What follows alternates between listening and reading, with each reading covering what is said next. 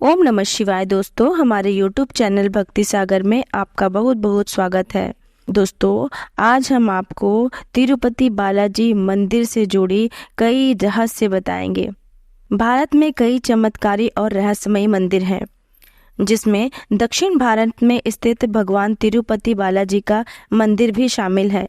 भगवान तिरुपति बालाजी का चमत्कारी और रहस्यमयी मंदिर भारत समेत पूरी दुनिया में प्रसिद्ध है।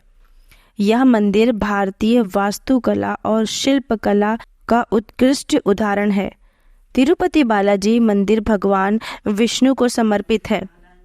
यह मंदिर आंध्र प्रदेश के चित्तूर जिले में तिरुमला पर्वत पर स्थित है और यह भारत के मुख्य तीर्थ स्थलों में से एक है।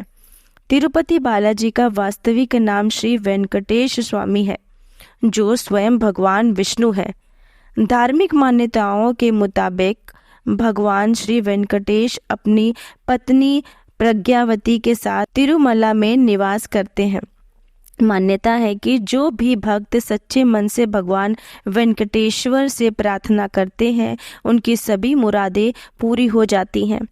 भक्त अपने श्रद्धा के मुताबिक यहाँ आकर तिरुपति बालाजी में अपने बाल दान करते हैं।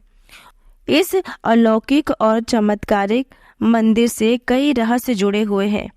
आइए जानते हैं उसके बारे में। दोस्तों, कहा जाता है कि भगवान वेंकटेश्वर स्वामी की मूर्ति पर बाल लगे हैं, जो असली है।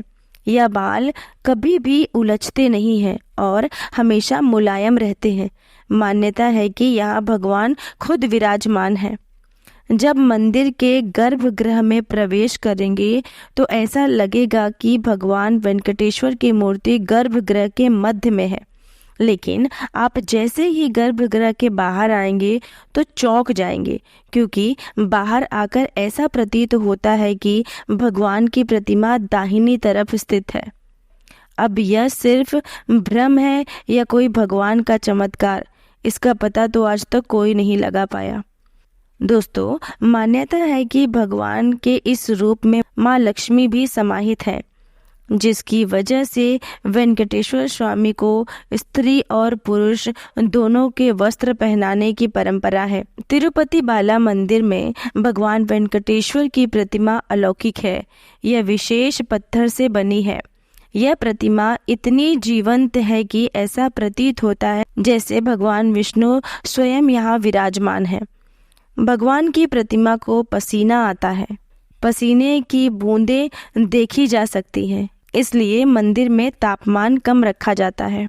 श्री वेंकटेश्वर स्वामी के मंदिर से 23 किलोमीटर की दूरी पर एक गांव है, जहां गांव वालों के अलावा कोई बाहरी व्यक्ति प्रवेश नहीं कर सकता। इस गांव के लोग बहुत ही अनुशासित हैं और नियमों का पालन कर जीवन व्यतीत करते हैं। मंदिर में चढ़ाया जाने वाला पदार्थ जैसे कि फूल, फल, दही, घी, दूध, मक्खन आदि इसी गांव से आते हैं। दोस्तों, गुरुवार को भगवान वेंकटेश्वर को चंदन का लेप लगाया जाता है, जिसके बाद अद्भुत रहस्य सामने आता है। भगवान का श्रृंगार हटाकर स्नान कराकर चंदन का लेप लगाया जाता है और जब इस लेप को हटाया जाता है तो भगवान वेंकटेश्वर के हृदय में माता लक्ष्मी की आकृति दिखाई देती।